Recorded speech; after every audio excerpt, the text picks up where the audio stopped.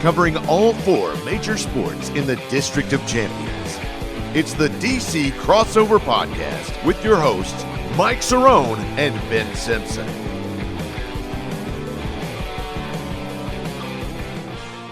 Hello and welcome to episode number 106 of the DC Crossover. I am Ben Simpson. That is Mike Cerrone on opening day. Actually, one of the best weeks in sports right now because you have opening day and the Masters all in the same week, and it is Michael's spring break and the national championship, and it's Michael's spring break, so you know he's eating and drinking well, and yes, we're gonna have some fun for sure this week. Right at the top of the show, we got to remind you all the places to find us. Obviously, you found us somehow, but please follow the show on the Contender app. That's Contender with a K. Go download that app. It's completely free, easy to download and consume our content as well as the other shows.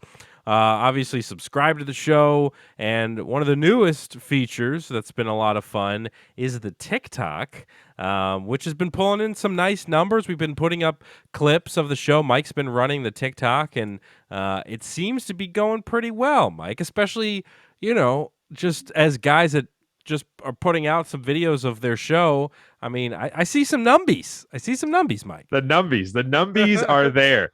I was surprised you said numbers earlier because numbies is like your new thing. That's true. That's what it is. I'm shocked. But yeah, we actually have a decent amount of views. And obviously, I honestly think that followers are kind of go by the wayside when it comes to TikTok, mainly because of the sole fact that when you start following somebody, their videos come up a ton on your For You page and stuff like that, which kind of dilutes what you want to see. It dilutes what you actually get to see as well. So I think that followers kind of don't really mean too much, but definitely go follow us on TikTok. If you have a TikTok, at DC_crossover_podcast. I will change that after like 26 days or whatever it does to allow me to do that. And the weird thing is you can't, add links and stuff like that, which makes no sense. Maybe you have to get bigger. Maybe you have to get more famous or something. I don't know because we have we have the Instagram that's not really what we use as much. We have a couple other things posted on there for links and stuff like that. But it's just like, wouldn't you think that they would have like a Spotify link or this link and just like add everything to it? But apparently they don't. So we definitely have some numbies, as Ben said. Our biggest one has almost 1,000 views, which is cool as well. So we're trying to keep it mainly, fun based, kind of like a mix of funny things and sports things, different things like that. I have one in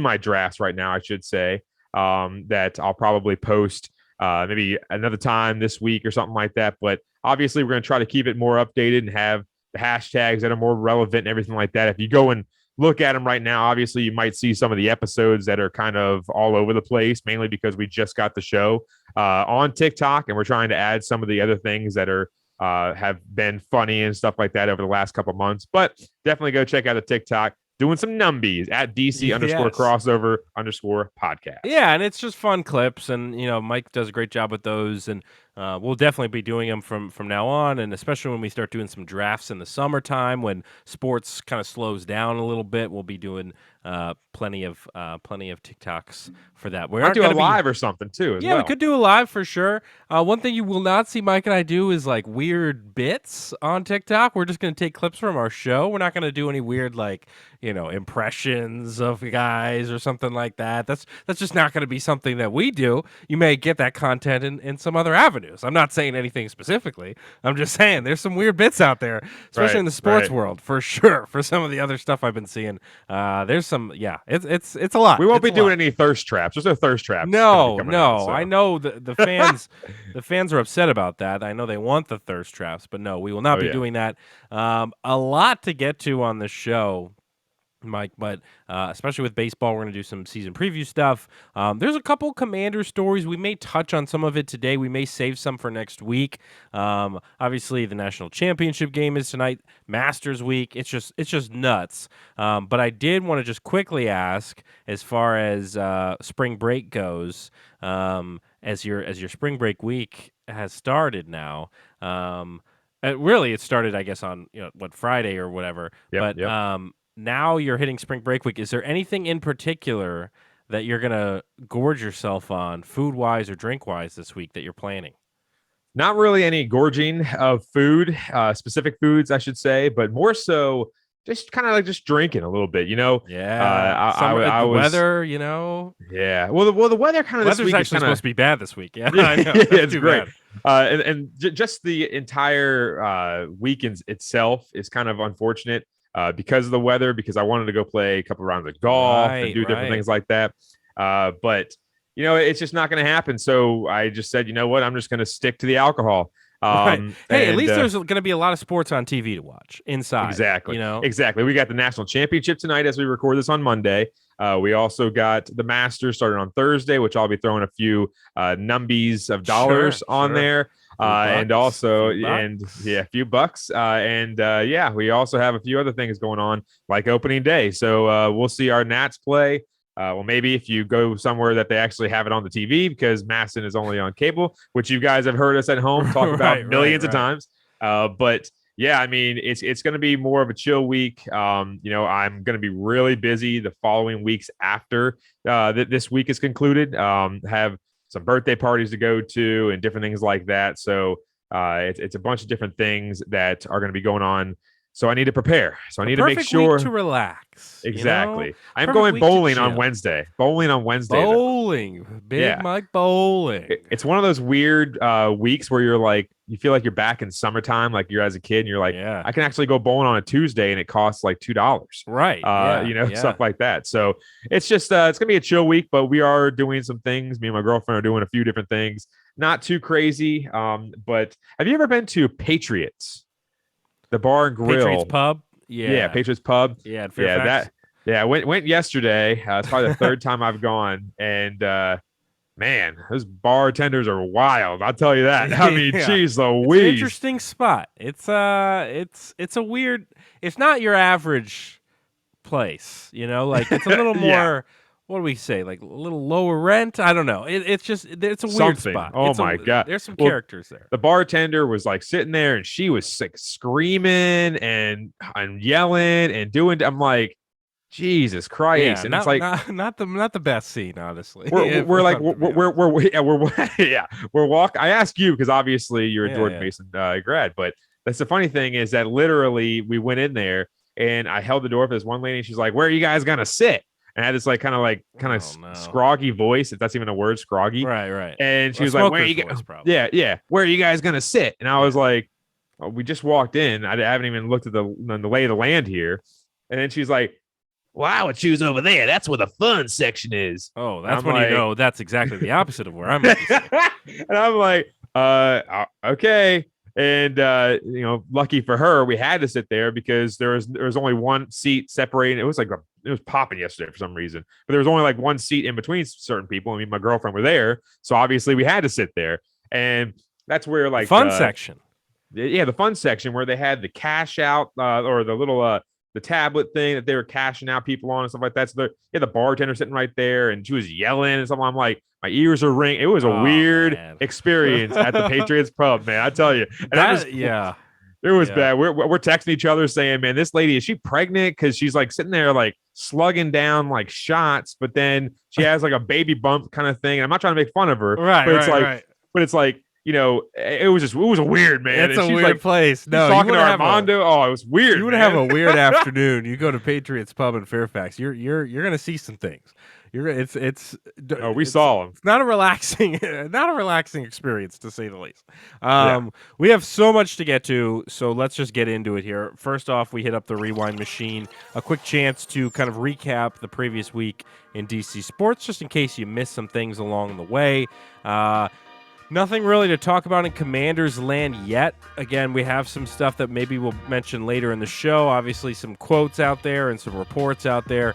Not enough to talk about in the rewind. So let's just dive right into the Caps, Mike, and their couple games this week. Not a whole lot of hockey this week for them. So the Caps only had 2 games this week, 37, 22, and 10 is their record, 4th in the Metro right now, 2nd in the wild card with 13 games to go. But they're not really playing too many games because they're a few games ahead of everybody else that got canceled because of certain reasons like COVID or different things early in the season. But Monday, horrible loss to the Hurricanes. I took the Caps at +1.5. and kind of bit me right in the butt. Pretty early there, Ben. I saw that one as a loss in our picks really quickly because of the sole fact that the Caps were down like 5-1 heading into the third. Got smoked 6-1. Tom Wilson and Brendan Smith fought. It could be a sign of things to come in the playoffs, possibly if they end up matching up. Vitek Vanacek struggling as of late, which is pretty bad because 2 weeks ago I was praising him, and he was pulled to start the third period in that one with allowing 5 goals and 23 shots. And then like a 5-day break, they go into the game against Minnesota, and they were down 2-0 in a matter of 3 minutes or so. It kind of it goes back to that Oilers game about maybe like a month and a half ago where they were down 2-0 in a matter of 2 minutes as well. So that was not good because Vanacek allowed 4 goals and 18 shots. So right there, that's literally 9 goals and like 50 shots for Vanacek, which is not good whatsoever. No. And the Caps right now, 7 points behind Boston, 11 points up on the Islanders. So they're pretty much safe, you could say, for the most part for the playoffs, unless they have a mental collapse and a huge breakdown. But at the same time, you have to hope that they kind of get on fire here, maybe in the last 5 or 6 games, and maybe Vitek comes out of his slump, because overall this is not a good sign this whole entire week. Yeah, not a great week for Caps fans at all. Just a lot of goals on the other side. That's all you could say. A lot of goals. The Wizards, meanwhile, a team that is certainly not making the playoffs. The Wizards did play 4 games this week, and they've got 4 games left in their regular season. Currently 12th place in the East at 34-44. Tuesday, lost to the Bulls. Shout out Pat the Designer. 107-94. Rui with 21 points. KCP with 20. Denny put up 14, but yeah, not a great game there. Lost there. And then a nice little stretch here for the Wiz. Wednesday beating the Magic 127-110. Thomas Satoransky, our old pal, who's back in DC now, had a double-double with no baskets. 13 assists and 10 rebounds. That's pretty impressive. You don't score at all, but you still get a double-double, which is crazy. Didn't he only shoot 1 field goal attempt? I think so. Something like that. It was nuts. 0 for 1. Which is crazy for a team like the Wizards where they stink, so it's like you might as well take your shots. Right. KP scored 35 in this one. KCP with 25, Rui and Gafford 17 each. Friday kept the good things going, beating the Mavs 135-103, the KP revenge game. 24-9 in this one. KCP, who's just been going bonkers. I mean, he put up 35 in this one. He's been scoring a ton. Where was this earlier in the year, I ask? Rui, 21 points. 4th win in 5 games for the Wiz Kids. Kind of a little too late, if you ask me. And then Sunday, getting all the good feelings ended, getting just smoked by Boston, 144-102. I mean, you give up 144 points. It's like, what are you even doing in the league? KCP and KP each with 17 points-ish with 16.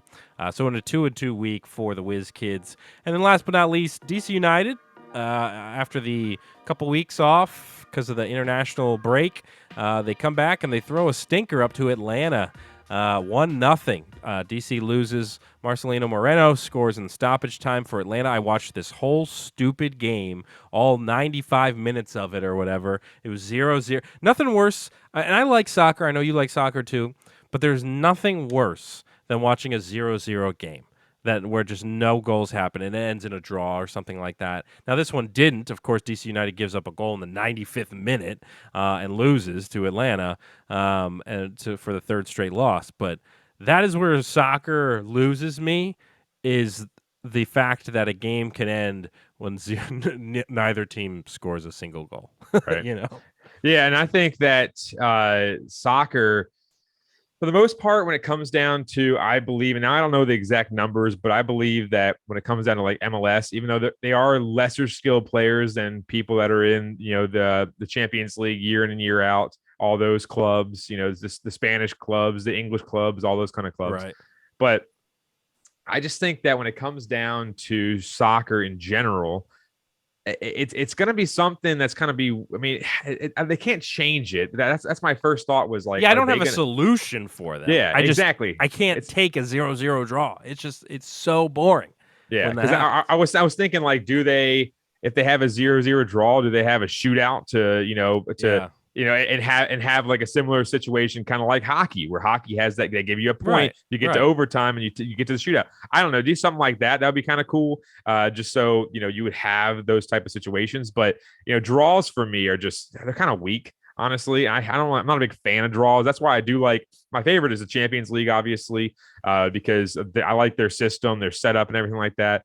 But these are obviously leagues that have seasons. They have to have standings and all that kind of stuff. It's not just a tournament. But I don't know, man. I think think you do that 3 points for a win, 2 points for a draw that is you at least score a goal in, at least a goal, and then 1 point or no points if it's a 0-0 draw. You got to give them at least 1 point, I guess, because you didn't technically lose, but maybe set up something. I mean, just something to incentivize a little bit more because, yes, it was an exciting game, and DC United played pretty well for a lot of it. They had a couple opportunities, but it just doesn't feel right to have a 0-0 draw. Like, it just doesn't feel right as a sports fan to be like, well, what was the score? 0-0. Who won?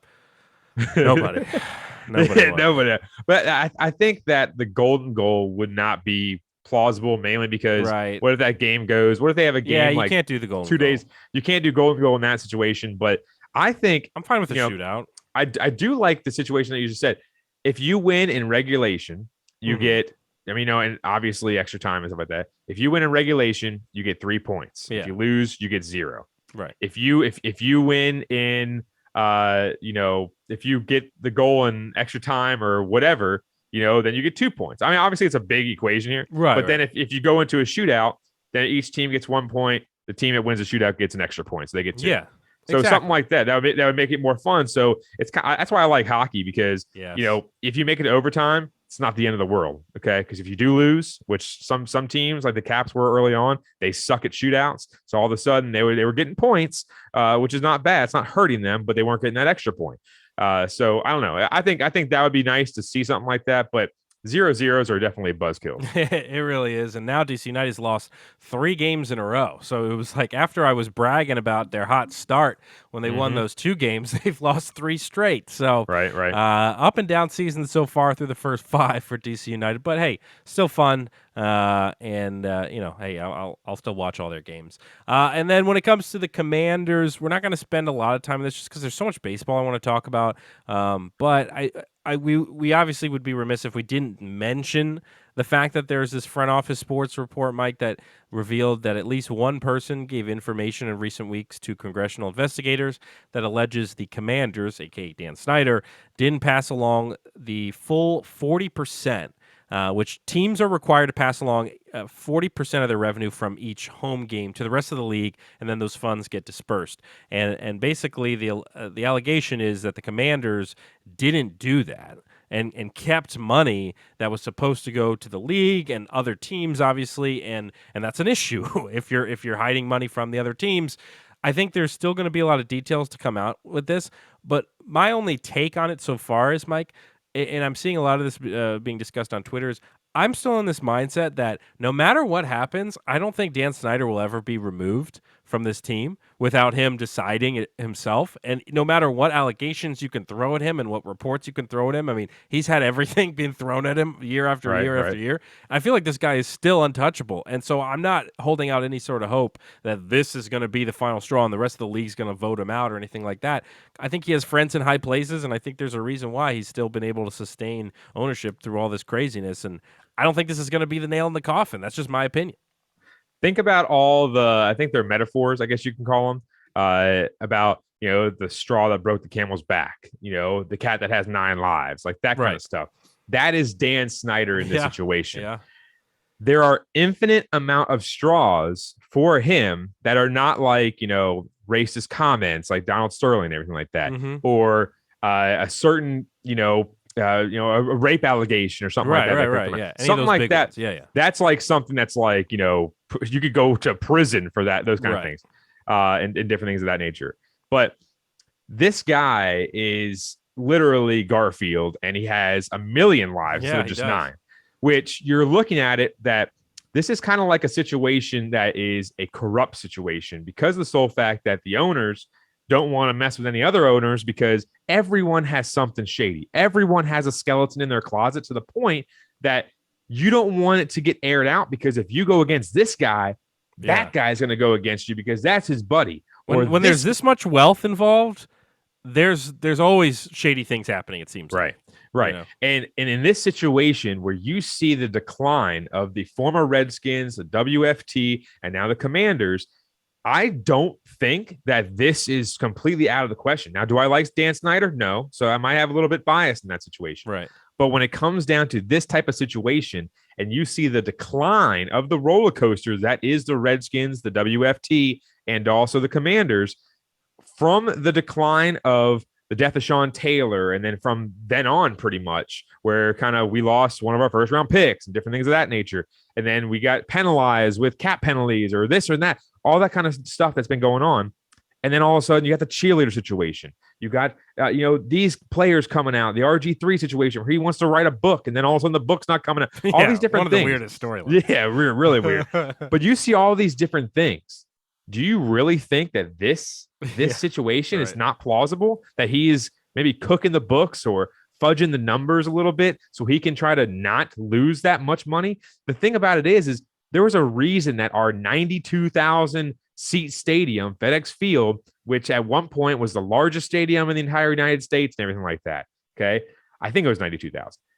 Was starting to cover up all the seats because FedEx Field is a garbage piece of crap. And then all of a sudden, no one was coming to the game, so he had to cover the seats up with Budweiser, ads and I don't even know what the other companies are. All these different ads out there that were covering all these seats, and then from above, it looked like crap. And that's the biggest thing. Do you think that he's not fudging the numbers? I bet he is to get 100%. every single piece of pennies that he can, because the sole fact that he is right now in a huge decline with this team. And yeah, he can sit there and say, winning is going to prove everything. I have my Letterman jacket. Like, no one cares. No one cares. Everyone knows and everyone sees that you are a clown, Dan Snyder, and everyone in the front offices, all the owners really see it down deep, but it's going to take 24 of them to say, hit the road, Jack, and don't come back, because the sole fact that when you're looking at this team,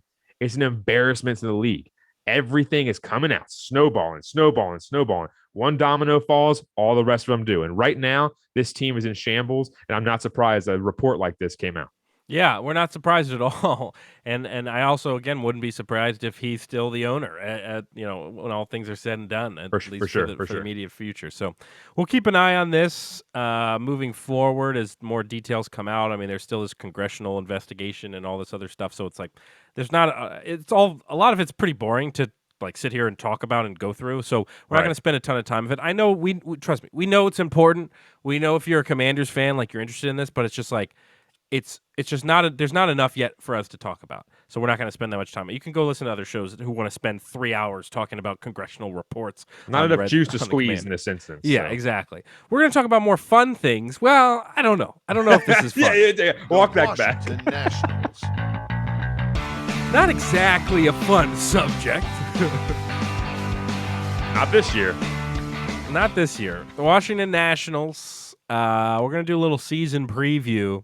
We talked a little bit about this last week. Like, we're not going to necessarily go like position by position and stuff, but I just wanted to kind of do a little kind of overview and take a look at the predicted standings, and then hit up our crystal ball like we did for the Washington football team, now the Commanders, which a lot of our predictions like stunk because all these guys kept getting hurt, and it was like all based around like Ryan Fitzpatrick and Curtis Samuel and like all these Chase guys Young. and Chase Young, exactly. And so it was like, all right, well, none of these worked out, but maybe these will. I've got some over-unders and things like that to look at. But first, just kind of notes to start things off. Obviously, with Strasburg still being hurt, Patrick Corbin will be the opening day starter on Thursday. And that's obviously, he's kind of our ace right now with Strasburg being on the shelf. So he will be representing the Nationals on opening day. And looking at the lineup right now, as far as the latest iteration of it, theoretically, you've got Cesar Hernandez at second base. Excuse me, my phone was ringing. Cesar Hernandez at second base, Juan Soto in right field, Nelson Cruz at DH, Josh Bell at first, Keibert Ruiz at catcher, Lane Thomas left field, shortstop Alcides Escobar, third base Mikel Franco, and center field our pal Victor Robles. A couple notable bench guys. I mean, Riley Adams, we saw him last year, another young guy, catcher. Here, Adrianza, who they acquired in the offseason, is actually maybe hurt to start the year. They're still trying to figure that out, so he may be on the IL, which means Lucius Fox, the 24-year-old utility guy, who played today, he might be in the lineup. And then you got D. Strange Gordon, who was raking all spring training, and he earned himself a spot on this team, and Yadiel Hernandez. So wasn't Lucius Fox also an acting character? An acting character. It sounds like a movie villain. I believe Lucius Fox was the helper and former CEO of Wayne Enterprises. Oh, yes, it was, because that was played by Morgan Freeman, right? I was trying to keep it coy to see if you would know what I'm talking about. Oh, I'm shocked you didn't at first. Yeah. It slipped my mind. But yeah, Morgan Freeman. Yeah.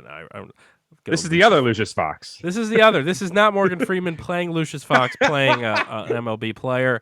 So, yeah, I mean, look, this is going to be bad. This is going to be a rough season for this team. We're going to try to find the bright spots. But look, I think, and this is where some Twitter conversations can get on my nerves, is because you'll have, and we and you and I, we ragged on the fan base on Twitter a lot last year as far as, how they reacted to the trades and the blow up and all that stuff. And this is going to be one of those seasons where I think you're going to have people who refuse to be negative, even though this is going to be a terrible team. And It's like, I think it's okay to be negative a little bit and when things are bad, and then, but be sure to point out when things are good. And so I think this is going to be one of those seasons where, is Alcides Escobar a great shortstop option for us? No, the guy's 108. He's certainly not Trey Turner, so that's bad. But do we still have Juan Soto, one of the greatest hitters in Major League Baseball? That's good. So I think you and I are going to be realistic about this team this year. And the reality of this team is they're bad. I mean, this is not a good baseball team. I mean, look at this lineup, Mike. This would be good maybe 5 years ago, some of these guys. Maikel Franco for years was the Phillies' starting third baseman, power spot, and then he's really fallen off. Cesar Hernandez has been around for a while. Obviously, Nelson Cruz has been around for a while. Josh Bell, this is a rough lineup, Mike. The biggest thing when it comes to this lineup, and I've said it many times over the last year and a half, maybe ever since the middle of last season, that when they started selling off players, don't get your hopes up, because this is not a team that has been in this situation before. If you want to look at a situation similar to this, is when the team got basically moved back to DC back in 2005, and they were playing in the concrete jungle that is RFK Stadium. Right. The biggest thing about it is that you have to look at this team and think, I want to root for the team, but I also want to root for the guys that might be on the team in 2.5 years, 3 years, whatever it is down the road. Do I want Nelson Cruz to go ham and just hit 17, 18 bombs like Kyle Schwarber did last year? Yes, because then we'll give him to somebody else, right, and they can take him, and then we'll take their prospects. Sure. The problem is that, again, this is a fan base. This is a city that, basically loves front runners. The city loves front runners. That's why they love the Caps. If the Caps were the Dallas Stars right now, and they were on the fringe of making the All-Stars, or not the All-Stars, the playoffs, and they made a run last year and got to the Stanley Cup, and other years they haven't been that great, and they've had down years and this and that. I mean, I know a lot about the Dallas Stars because my buddy's a Dallas Stars fan. He's frustrated all the time. Do we want to have that team in this city? No. The Caps have been front runners for a very long time because they had one of the best, if not the best, goal scorer in the eternity. Right. So you're just looking at this team that has Juan Soto, that has Josh Bell, Keibert Ruiz, Victor Robles possibly, and some other guys that might be coming up in a guy like Luis Garcia, maybe Carter Kieboom. We'll see if he actually resurfaces at some point. Mm-hmm. Overall, when you're looking at this team, this fan base has to understand that you want to root for the team, but what you're really rooting for are for the prospects that we got last year to do very, very well and to actually prove themselves on this club in a starting lineup. You're also hoping that the guys that we picked up in free agency, like a Nelson Cruz, so on and so forth, perform so Mike Rizzo can actually get something for him. We don't want the 10th prospect in the Dodgers organization. We don't want the 15th prospect in the Phillies organization just to deal Nelson Cruz. Okay. We want him to go out there and play really well so we can actually deal him for the 3rd prospect in the Padres organization or wherever it may be. Because now with the universal DH, he can go anywhere. It's not just the AL teams. So that's the biggest thing is you're rooting for the young guys like Josiah Gray and Keibert Ruiz, Lane Thomas, those type of guys to do very well and prove themselves in this town where everyone can actually know their name now that they're new in this area. But you're also trying to root for the old timers like Nelson Cruz and so on. So even a Josh Bell, even though Josh Bell's not that old. Right.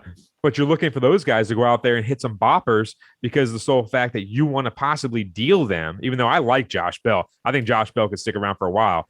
I just think we wish, but I think he might be similar to Nelson Cruz, where we might not see him as a Washington National in the second half of the season. Exactly. And that's my point is that you want 2 things. You want to root for the young guys to do well and prove themselves in this town.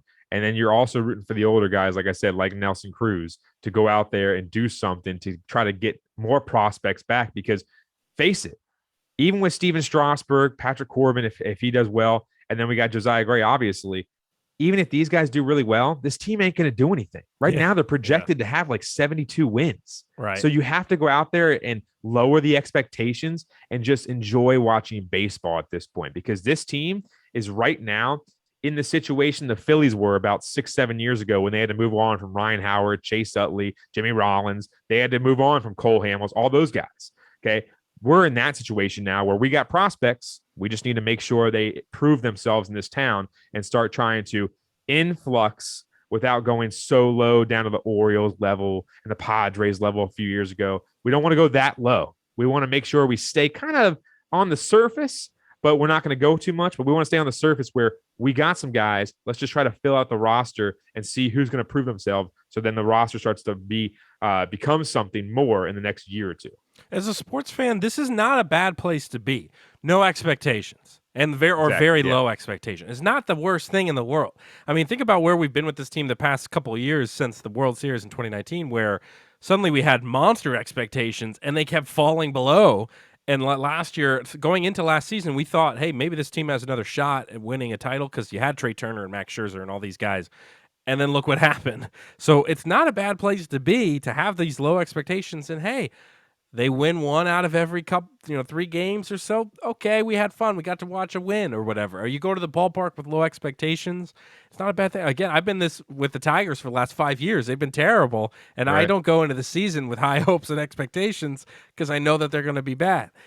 As a fan, as a sports fan, the way to go into this is just saying like, hey, I don't expect this team to do anything. And so that way, if they do, like let's say they don't finish in last place in the NL East, that's a win. That's a win for this team because they're expected to be so bad. And you're talking about the predicted standings. I mean, Fangraphs has them right now at 73 and 89. They're in last place in the NL East. They've got the Braves, Mets, Phillies, then the Marlins before the Nats as far as the possible standings go. And obviously, this is all projections and predictions, and nobody really knows. But if you judge by that, then yeah, you think the Nats are going to have a pretty bad year. So I think anybody that shows any sign of promise of being good or having a good season that isn't a young guy is likely going to be dealt. Like you look at the bullpen, a lot of those arms were brought in to see if they can put something together for the first half, and if they're good enough, they're going to go to a contender in the second half, and maybe you pull a couple prospects away for that. So I expect this team to be very active at the trade deadline, selling off more and more pieces that show anything. Yep. Josh Bell could be gone. Nelson Cruz could be gone. I mean, the guys we know that are going to still be here in this lineup are the guys you talked about earlier. Juan Soto, Victor Robles, Lane Thomas, Keibert Ruiz. Any of those other names could be gone. Like, this could be a completely different lineup in the second half of this year. So don't get too attached to any of those names that aren't those guys. And if you're an Nats fan, just root for Juan Soto. Like, that's the guy you want to root for. He's the MVP guy. And that's the thing is, I want everyone out there to understand this year and possibly next year is going to be the main, or I should say, revert this. Okay. I started saying something else. Fans out there should understand that this year and next year are going to be, I love to watch baseball. Yeah. Not, I love to watch the Nats go out there and make it to the NLDS and have a crazy Michael Taylor home run. Literally, these next 2 seasons, at least, if not maybe 3, are going to be watch the prospects, trust Mike Rizzo, trust the process in this situation. By the time Juan Soto is up for his contract, we're going to hopefully sign him and be ready to rock for the next decade. The problem is, just like you mentioned, we have been in we can't wait for the playoffs mode for the last basically decade. Because last year, we had Max, we had Strasburg, we had Trey Turner, we had Juan Soto. We have all these guys that can be, I guess you could say catalyst to a World Series run. But the problem is, ever since 2012, when we had that whole entire thing with Drew Storen and all those guys messing up he had a 0-2 count and then he walking a guy, all that kind of stuff. Ever since that year, the 2012 year, where we exceeded expectations, we were going crazy. We thought we beat the Cardinals in the NLDS, but we ended up having literally 9 to 10 seasons here where, besides the World Series run, which honestly, no one really thought we were going to make the World Series. We just got on a heck of a run in the playoffs, and we ended up winning. But those 9 or 10 seasons, everyone was just pumped up and gravitated towards this team. You're talking about a 10-year-old who's now 20 years old, who hasn't experienced since he was in elementary school a situation like this. Now he's graduated from high school, that hasn't experienced a situation with the Nationals that have been a rebuilding process. And we're going to keep repeating this throughout the season, that these fans need to calm down, check yourselves on Twitter, check yourselves on social media. Don't sit there and say, fire Mike Rizzo, all this kind of stuff. That's what everyone was saying last year when they dealt Max Scherzer, then they dealt Trey Turner. All that. Look what that happened. Trey Turner, Max Scherzer went to the Dodgers. Did they win? No. So you're looking at it right now and saying, Max Scherzer on a different team. Trey Turner's still on that team, but Max Scherzer on a different team. It's not like pieces don't move around when they get a little older. And right now, that's what they're trying to do. That's the plan right now, is to hopefully have Josh Bell, Nelson Cruz, some of these guys go off to the point where maybe Maikel Franco can go off or something like that. We deal him back to the Phillies or something, and then he sucks again. Okay? Right. I'm hoping that happens. But at the same time, we just need to make sure that we pump the brakes on social media, watch this team, enjoy baseball, go to the game, support the team, get a hot dog. Go buy a $10 beer. Yeah, exactly. I mean, the Beltway Burger Pack is the best deal that they have. But I'm just saying, I think we paid $20 for an outfield seat, a burger, and a beer. That was unbelievable. But you have to go there, just enjoy baseball, because just enjoy the sport. You're not going to have all these guys that are in suits there saying like, man, I can't wait to go to the Nats game. Haven't been one in 5 years. I got these tickets from the office. Like, okay, that those guys go there and they say, man, this team sucks, even though they can't name 4 of the 5 top guys on the team. Yeah. So it's like, you're looking at that, and I'm just saying, pump the brakes a little bit, go into the season, enjoying baseball, and try to root for the younger guys. Yeah, absolutely, and that's all the season's going to be. A quick look around the division, as I mentioned, some of the potential projected standings, just in case you're under a rock and you missed out on some of these. So the Braves, who are right now projected to be top of the division, they still have a lot of the guys that you know of. Ronald Acuna, of course, he's hurt to start the year, but he'll be back. Eddie Rosario, Ozzy Albies, their big acquisitions. Matt Olson, who they got in a trade with Oakland. They still have Austin Riley and Marcelo Ozuna, a lot of good guys there. Freddie Freeman gone, though. Freddie Freeman gone. Definitely a big loss there. Pitching-wise, they still have Max Fried. They got Charlie Morton.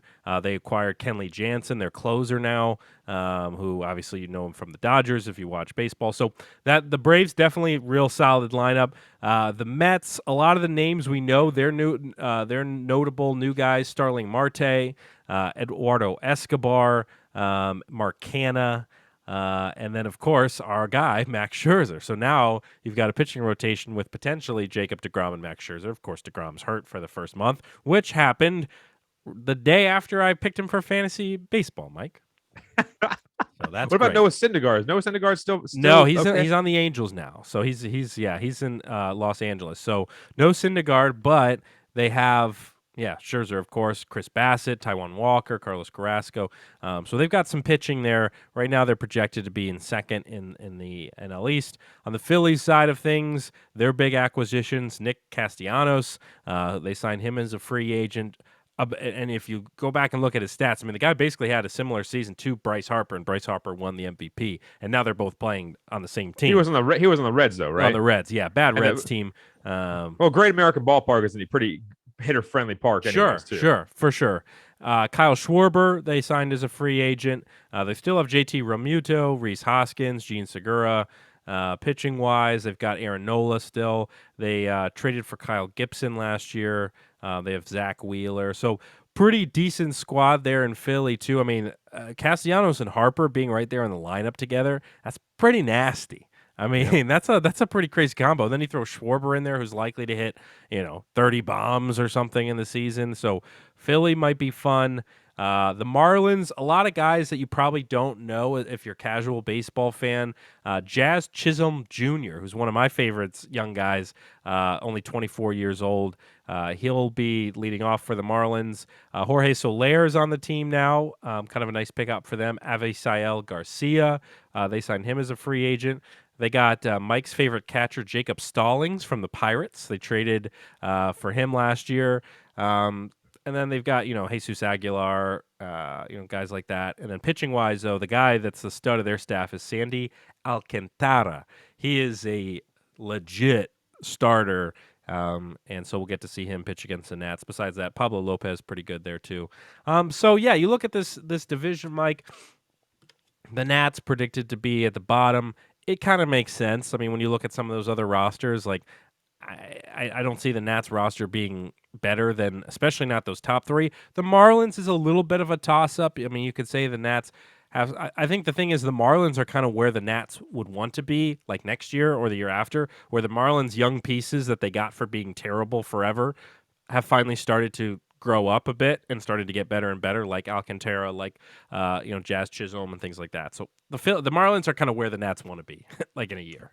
And that's the biggest thing is that the Nats, they got enough prospects right now to fill out at least half a roster. The biggest deal, I think, was Josiah Gray. I'm a huge Josiah Gray mark ever since last year, seeing his stuff. I think with the off season with the Nats and a full season this year, I think that he's going to start moving into that possibly second role in the rotation at some point. Sure. But my biggest thing is, you got some good cornerstones right now alongside of Juan Soto. So I think that, and I'm not going to say they have, the cornerstones like I did a couple of years ago when I said, oh, you got Trey Turner, Victor Robles. Yeah. I'm not going to say it like that. Man, but there were some cornerstones, man, if you remember. I mean, Anthony Rendon and Trey Turner could have been your left side of your infield for the next decade, and that no longer. Yeah. And that's the biggest thing is you're looking at this roster right now, and as you said, Fangraphs is predicting them at 73 wins. I projected them on a different site. I forgot which one it was, at 72 wins. So they're around that low 70s mark, which I believe, which we'll get to the questions here in a little bit with the crystal ball. Yeah, I think they're going to be possibly a little bit better than 70 wins. I don't think they're going to get below 70 because it's going to be hard to go out there and lose a ton of games, close to 100 games when you have a guy like Juan Soto on the team. We'll find out. Other guys. But overall, I think you're right, though. I think around the 500 mark or so is what the Nats want to be at least next year. Right. Because, again, like you mentioned, at the trade deadline, we're probably going to be dealing and wheeling, dealing and stealing and different things like that. All the Elans. And we're going to be doing a lot of different things during the trade deadline. So we'll have to see what happens this year. But this year is more of a developmental year, as we talked about before. It is time to consult our crystal ball as we give you our predictions here for 2022 for the Washington Nationals. I'll start off here with one that's not just for the Nats, it's for the rest of the league as well, Mike. Your 2022 NL MVP. Right now, Juan Soto has the best odds at plus 280, followed by Acuna plus 700, Harper plus 900, Mookie Betts at plus 900. Do you believe Juan Soto is our 2022 NL MVP? I do not. I believe that just thinking about it over the last maybe 37 seconds, I'm going to go with Bryce Harper. I think Bryce Harper is going to be the NL MVP, mainly because of what you said. Castellanos on their team now, the weak pitching, the up and down pitching, you might say, for the Nats and for the Marlins.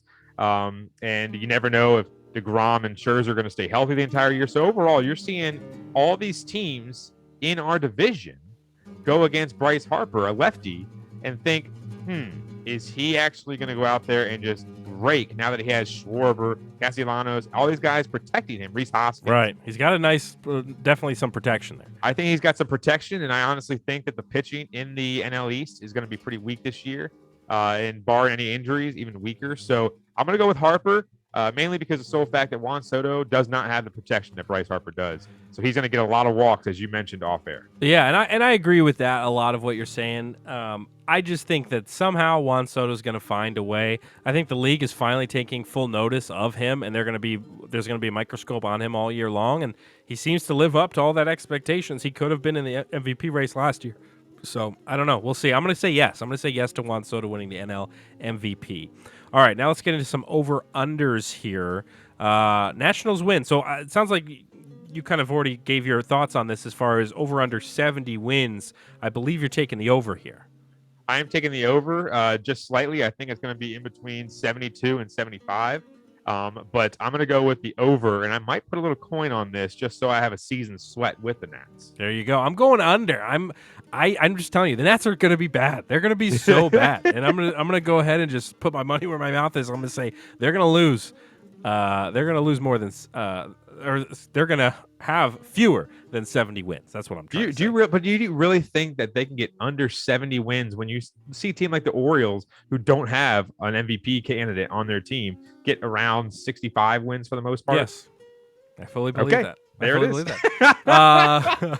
Josiah Gray. Here's some.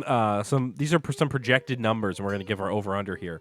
So is he going to have this is really more like lower, higher for ERA, but is Josiah Gray's ERA 4.55 ERA? Do you think he's going to have a better or worse ERA than that? I think lower, mainly because last year his biggest thing was lower or under, whatever you want to call it. Yeah. I think because last year, most likely the biggest culprit, I should say, is Josiah Gray's second or third time through the rotation. His first and 1.5 times through the rotation, he was doing really well. And I think he really only got in trouble around the 6th inning. So honestly, when it comes down to that, they don't want to mess up his confidence, so they might keep him to about 5-6 innings and not try to get that ERA up there, because it's going to look bad for him going into his first full season as a Nat and getting over a 4.55.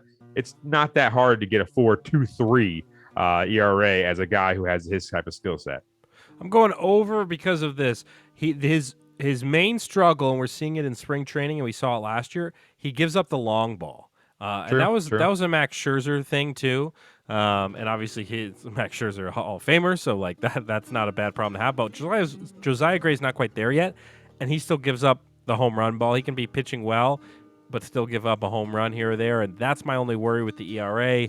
So I'm going to go over the 4.55. I would love if he goes under, but I'm going to go over here. Juan Soto home run projection. So right now they have him projected at 35. I'll go first here. I am going to say this is kind of an interesting one, because 35, because I was looking at his numbers earlier, because I don't think he's ever hit.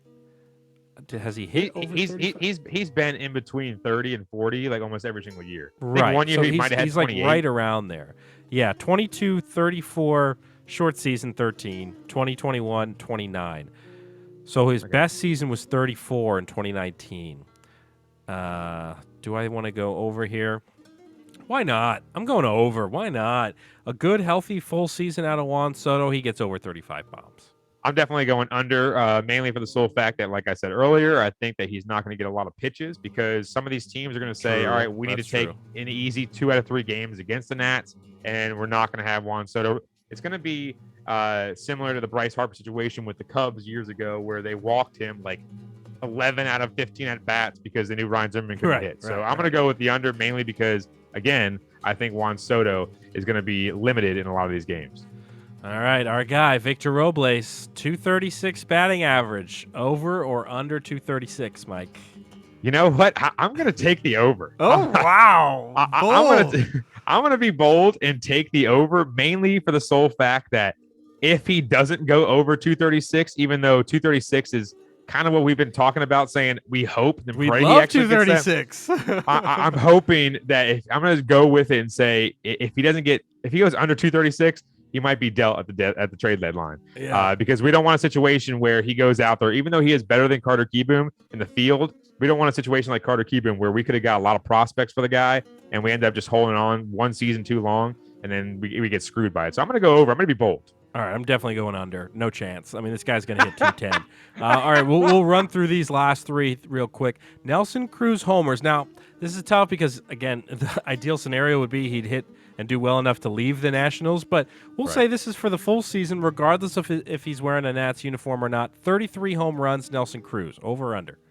We're going to say that this is actually if he stays with the Nats the entire year. Full season regardless. Full season regardless. I'm going to say over, mainly for the sole fact that I think he gets dealt, and he's going to be on a team that has weapons that is going for a World Series. Yeah, I'm definitely saying over as well. I think this is the one thing that Nelson Cruz does these days is hit home runs, and with the universal DH, he doesn't have to worry about anything else, just going out and hitting bombs. Patrick Corbin, ERA 4.16. I'm going to take the under here. I'm going to say my prediction is Patrick Corbin has a great season and puts together finally after 2 years of just dog-ass. I think he's going to finally put it all together here in this year, and he's going to have like a 3.75 ERA or something sub 4. So I'm right on the nose with you. I said exactly that in my head, 3.75 or so. I think he's actually going to have a great season for a bad team. Right. So when it comes down to that, your ERA is mainly going to go up because you're trying too hard sometimes. But I think under 4 for him, having the last couple seasons not be that great, I think under 4 for him is going to be a great season. And then Anibal Sanchez, 4.92 ERA. Hammer the over. The guy throws frisbees down the plate, and these guys are killing him in spring training. He has not been an effective pitcher since 2019, really, with the Nats in that World Series run. Hammer the over, 4.92 ERA, Mike. Yeah, I'm going to go over as well, mainly for the sole fact that, 2019 was a few years ago, and he was kind of on his way out of the league at that year. As we just picked him up, kind of to be our fifth starter. He back? We have no one else. We have Eric Fetty. I mean, when you're pitching in front of Eric Fetty, that's not a really good sign for Eric Fetty. But yeah, I'm going to hammer the over too. I think he's going to get probably a 5 or a 6, somewhere in the middle there. Because his stats right now in spring training have got to be atrocious. I don't have them in front of me right now, but I'm pretty sure. Okay, let me see. MLB. Here we go. 2022. Yeah, 14.21 ERA in just a couple games. So that's over 4.92. Yeah, I think you got to hammer the over. That's your crystal ball predictions. We'll see how these go throughout the season. We'll keep them locked and loaded on our sheet here. So we'll definitely be updating throughout the year.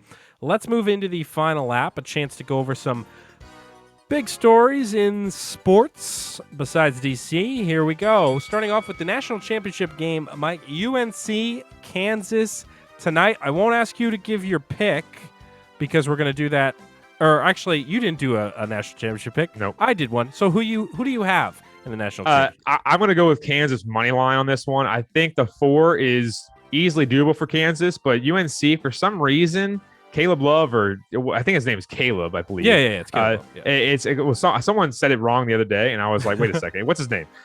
He might get on fire just to try to keep him in the game, but I don't think Baycott can deal with the bigs of Kansas. So I'm going to go with Kansas money line on this one. Kansas is definitely the way to go. South Carolina women's team beats UConn 64-49 in the women's national championship. They finished their season 35-2. Yeah, I was going to bet on this game just for fun. I did not, but South Carolina, I mean, where did UConn go? I mean, they've gotten beat now by South Carolina, I think 2 straight times by double digits. That's pretty bad. Right. Yeah, it's awful. Tiger Woods right now, Mike, a game time decision on returning to the Masters. Will your boy be playing in Augusta? I got confirmation today that he is playing. Confirmation? From who? From my sources. From your sources. All right, T. Woods playing in Augusta. Right now, the ESPN Power Rankings for Major League Baseball came out. They have the Dodgers as first place in the Power Rankings. The Orioles are in 30th. Any surprises there? The surprise that the Orioles still have a Hall of Fame broadcasting crew, and they're always last in the power rankings for the most part. I just don't get it. I mean, I don't know how we had, like I said earlier, a decade of competing and all that stuff, and we still have Bob Carpenter and FP St. Angelo, even though FP is gone now. Right. I mean, I don't know. The Orioles, man, I feel bad for them. They got one of the best ballparks in all of baseball, and they just can't get it together. But the Orioles do have one bright spot, and that's Adley Rutschman whenever he makes his debut. He's not breaking camp with the team to start the year, so I don't know when we're going to get to see him play. Let us hit up some trivia here. Let us. The DC trivia question, as well as the Detroit sports trivia question of the episode. Why don't you go first today? You know what? I'm going to go first. Right, why don't you go first here? Yeah, I'm going to go first on this one. Okay, here we go. Are you ready, sir? I'm ready. Okay. I'm going to go with this Caps question. I actually went through like 4 or 5 of these cards because all of them were about the Senators back in like the 1920s. Oh, and I was like, well, he wasn't alive then. No. So here we go. Though born in the Soviet Union, what nation did Caps great Peter Bondra represent in the 1996 World Cup of Hockey and both the 1998 and 2006 Winter Olympics? So it's not the USSR, Soviet Union, whatever you want to call them. Right. So that's that's a big player in the hockey world that's gone. Right. Do you want me to give you a hint about the nations that are the best in hockey? Well, I know, like Sweden's really good in hockey. True. And Bondra doesn't really give you a great, great Switzerland, clue. I feel like is pretty good in hockey, right? But they're all right. Obviously, U.S., Canada, Slovakia. There's another team that I'm thinking of. Not Croatia. Czech Republic. Republic. That's what I'm thinking of. Yeah. Okay. Yeah. So, I honestly have no idea. So I'm gonna. It's one of those that we mentioned. Right. That's what I figured. Bondra. Peter. Yeah, Peter. Yeah, good old Peter Petey. Parker. I'll go ahead and shout out to my wife's side of the family. I'll go ahead and throw out Croatia. You know what? I actually thought that was Croatia was a good team. I'm not sure if they are. Oh, okay. I'm gonna. That is wrong, but they have similar colors on the flag. You're asking the wrong guy. Comes the flag. Is it Slovakia? Yes. See, I had it the whole way. That's crazy though. Peter Bondra from Slovakia. That's cool. Good for Pete. Good for PB. Good PB. All right, my question for you, Michael. Hit me. So I have 2 questions. I'll ask you the first one, then I'll throw you the second one just for fun. All right. This is let's see if you get this. What Tigers mascot made his debut? Current mascot made his debut in 1995. What is the Tigers mascot called? Oh man. Starts with T, doesn't it? It does not. Damn. It's one of those things, like, you start thinking about it, you're like, I don't know who the other team's mascots are. Like, who's the Marlins mascot? Like, I have no idea, but maybe, I don't know. Let's see if you can get this. I will say it does have to do with a tiger. It doesn't start with a T, but it does, it has to do with that realm. It's not something, completely weird. Okay. I'm just going to throw out this. Stripes. That's not a bad guess. It's actually Paws. Stripes, though, it's not a bad guess, honestly. And then the question for fun, you probably know this. In 2008, what Lions quarterback accidentally ran out of his own end zone for a safety? Joey Harrington. No. Wait. No. Oh, Dan Orlovsky. Yes. Yeah. I knew you knew this. Sorry. Yes, Orlovsky. That's one of his most famous moments. Thank you. Thanks, Regis, for holding me off saying final answer. Yeah, exactly. And now Orlovsky's all over the NFL, as far as commentating and stuff, and doing all the ESPN analyst stuff. It's kind of wild. No one ever talks about him running out of the end zone. Yeah. The best part was the refs blew the whistle and he was like, what? Yeah, he didn't know what he did. It's like, what are you talking about? Let's hit up the money line sponsored by DraftKings. Give our picks here. We'll start with my lock. I agree with you. I think Kansas is going to take this one tonight, and I have them in this one. 4-point favorites. I don't know if I love the 4 points. I would maybe buy an extra point or something like that, get it down to 3. But, I think Kansas will take this. And then I got some Masters talk. Mike, I'm going Justin Thomas, JT.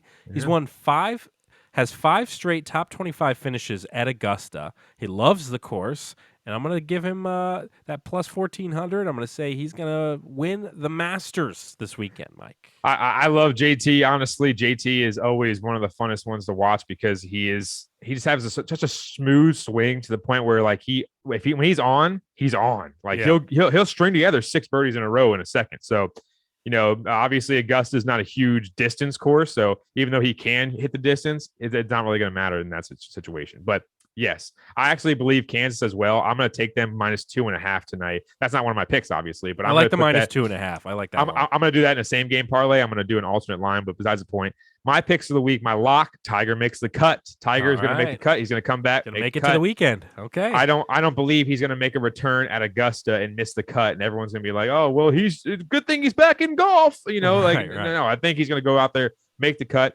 Not going to contend, I don't believe. But I think he's going to make some waves and get a couple like crazy good shots in there or whatever, where he bends the ball. I mean, when Tiger's playing, it'll be viral. Whatever he does on the course will be viral. Well, once again, it's not going to be a huge distant course for him, so it's not going to be like he's going to have to bomb it out there with some of these guys. But my dog is Victor Hovland. I love Victor Hovland's game.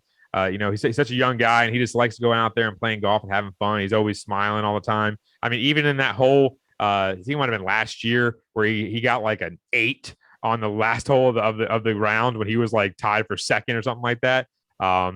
He was still smiling and stuff like that.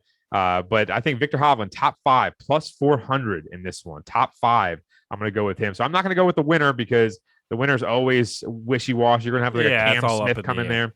You never know. You're going to have a weird person come in there and somehow do something. Right. I'm going to go Victor Hovland, top 5, plus 400. Pretty good odds for him. Because probably who's like the predicted winner right now? Scotty Scheffler or John? Rahm? Well, Scotty Scheffler's on a hot streak, so he is actually second right now in the favorites. But John Rahm is, John Rahm for the winner, I think is plus 900.